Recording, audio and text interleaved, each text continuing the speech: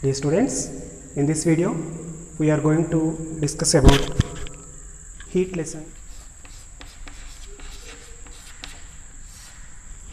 So in heat lesson we have to start with concept, that is heat.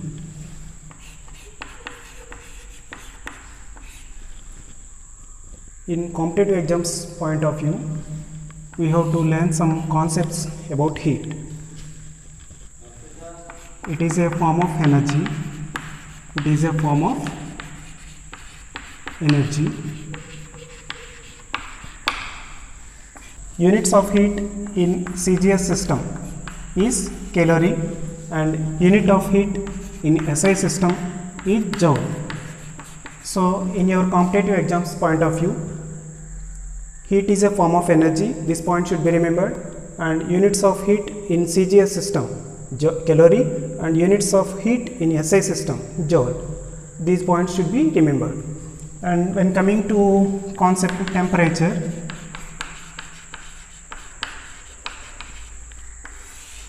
temperature means it's a degree of hotness or coldness of a body. It is a degree of hotness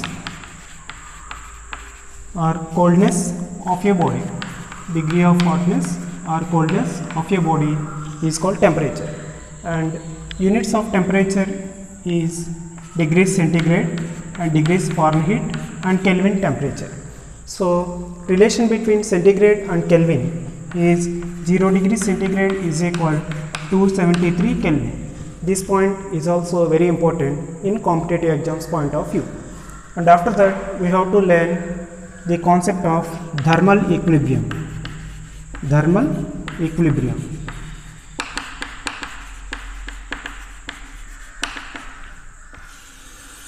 Thermal equilibrium means let two bodies at different temperatures. Let two bodies are at different temperatures. So this is first body and this is another body. This body is at higher temperature. This body is lower temperature. When these two bodies are in contact with each other, then heat transfer from this body to this body. That means heat transfer takes place from a body at higher temperature to a body at lower temperature. So this transfer of heat takes place until these two bodies attains equal temperature at one particular temperature. So after that particular temperature, no heat transfer takes place. No heat transfer takes place, and that state is called thermal equilibrium. So using this thermal equilibrium concept in competitive exams point of view, you will be asked one problem, that is, what is the resultant temperature when two bodies are in contact with each other and these two bodies are at different temperatures. That means the mass of this first body is m1 and let the temperature of the first body is T1 degrees centigrade, and mass of the second body is m2 and let the temperature of the second body is T2 degrees centigrade. Then we have the formula to know the resultant temperature, that is resultant temperature T is equal m1 T1 plus m2 T2 divided by m1 plus m2. This formula should be remembered while solving the problems based on thermal equilibrium concept. So after that we have to learn the concept specific heat. Specific heat. Specific heat means, so here is 1 gram mass of a substance. Let it is 1 gram mass of a substance. We have to increase this 1 gram mass of a body.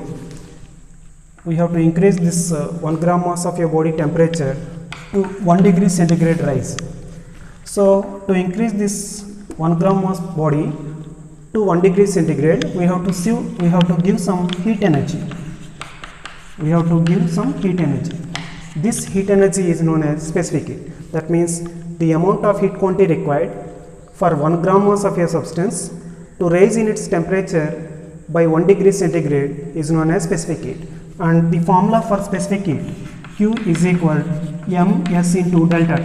That means m is the mass of the body and s is the specific heat of the body and delta T is the change in temperature. So we have the units of specific heat. So units of specific heat is also one of the important concepts, specific heat. So using this equation we can write the specific heat, S is equal to Q by m delta T. So we have the units, that is in CGS system, that is calorie per gram degree centigrade. Why? Because calorie is the unit of heat in CGS system and gram is the unit of mass in CGS system and delta degree centigrade is the unit of change in temperature, that means delta T. And in SI system, units of specific heat are joules per kg Kelvin, So these points should be remembered in competitive exams point of view. After that, we have to learn the concept, that is evaporation.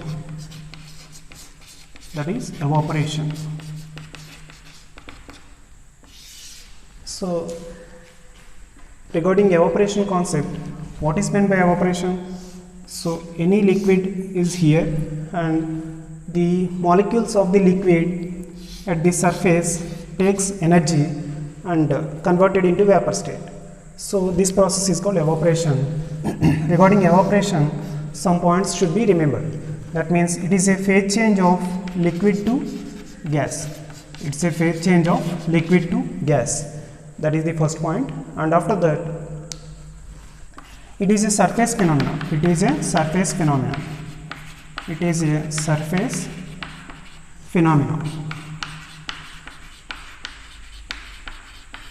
And after that, it is a cooling process.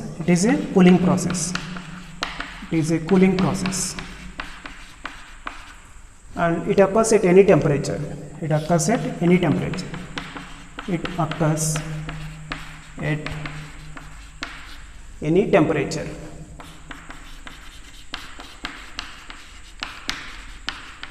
So these points should be remembered regarding evaporation concept. That means it is a phase change of liquid to gas and it is a surface phenomenon and it is a cooling process and it occurs at any temperature. So conversion of liquid state into gaseous state at any temperature is called evaporation. So regarding evaporation concept, these points should be remembered. And after that, we have to learn the concept of condensation. Condensation means, so water vapor is converted into liquid. So water vapor is converted into liquid water. This process is called condensation. That means the phase change of gas into liquid is known as condensation. The phase change of gas into liquid is known as condensation. And evaporation is a cooling process and condensation is a warming process.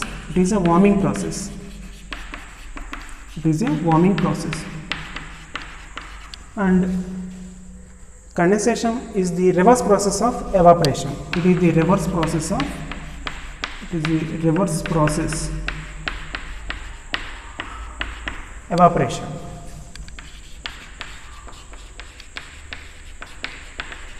So these are all the bits or multiple choice questions regarding evaporation and condensation in competitive exams point of view.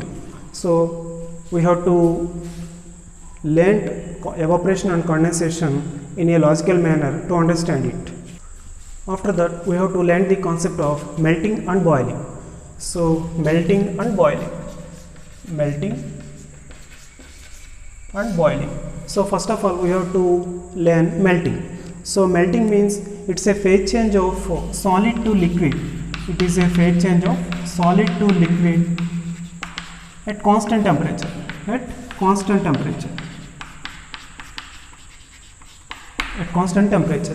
So and boiling, and when coming to boiling, so boiling is also a phase change of liquid to gas. At constant temperature. at constant temperature. These 2 points should be remembered regarding melting and boiling. And after that, latent heat of fusion. Latent heat of fusion.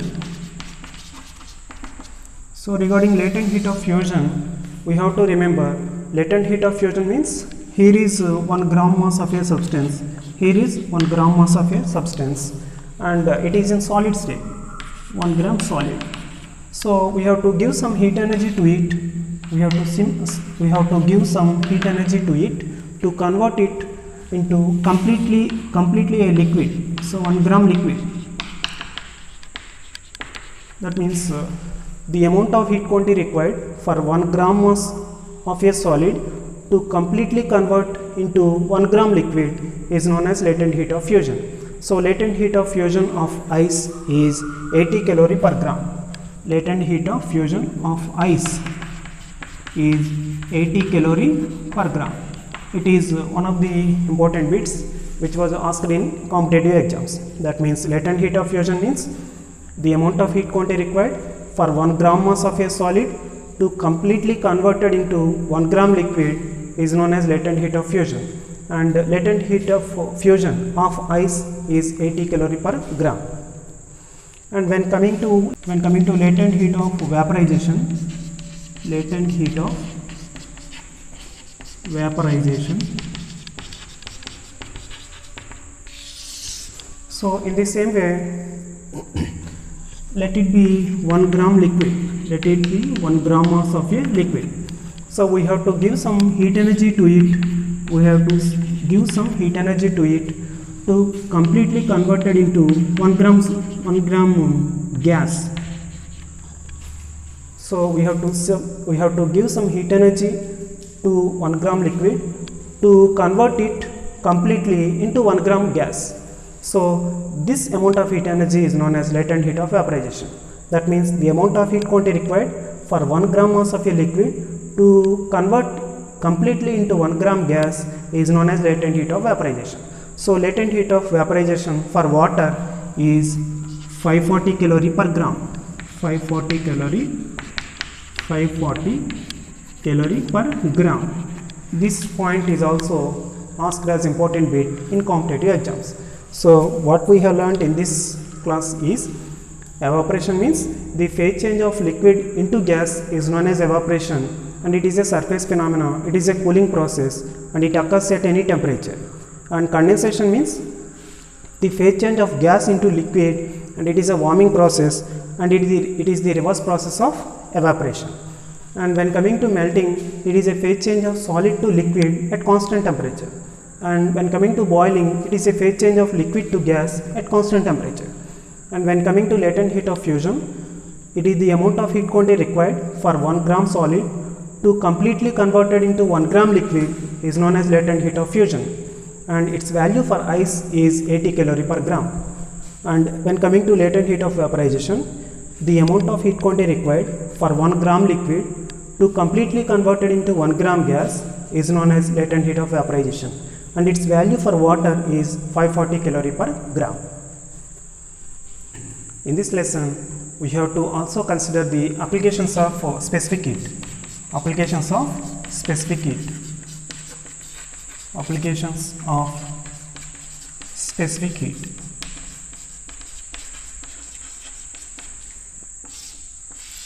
So first one is coolingness of watermelon. Coolingness of watermelon. Coolingness of watermelon.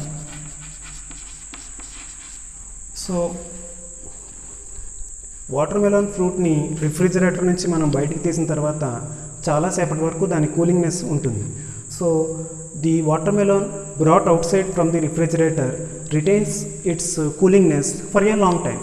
Why? Because the specific heat of water, that means specific heat of water is more when compared to others. So specific heat దేనికైతే ఎక్కువగా ఉంటుందో అది heat క్వాంటిటీని స్లోగా observe చేసుకుని స్లోగా release చేస్తుంది. That's why the watermelon fruit brought outside from the refrigerator retain its coolingness for a long time. So that means, so this is watermelon taken brought out from the refrigerator. So specific heat of water is more. Specific heat of water is more. So it retains coolingness for a long time.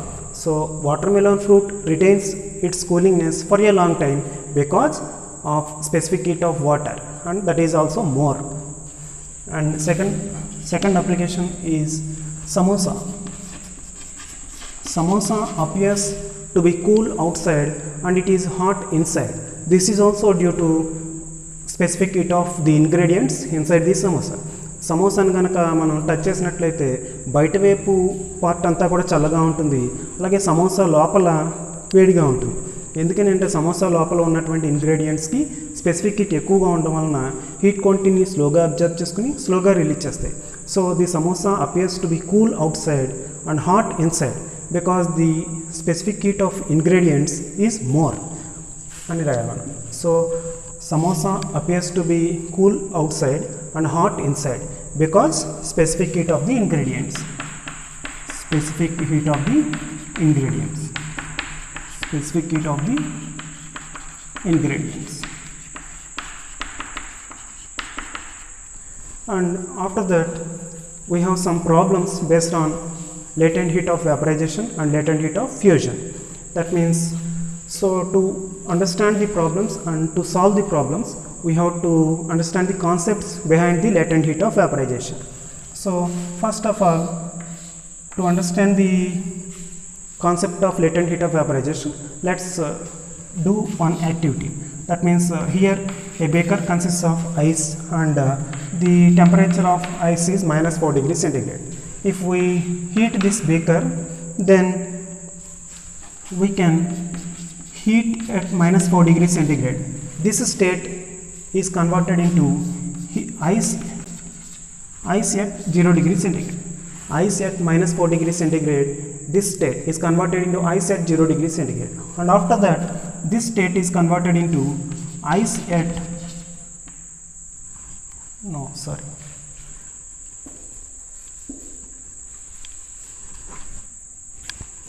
so in this activity, first this case is happen, that is ice at -4 degrees centigrade, and this ice at -4 degrees centigrade state is converted into ice at 0 degrees centigrade, and after that this state is converted into water at 0 degrees centigrade.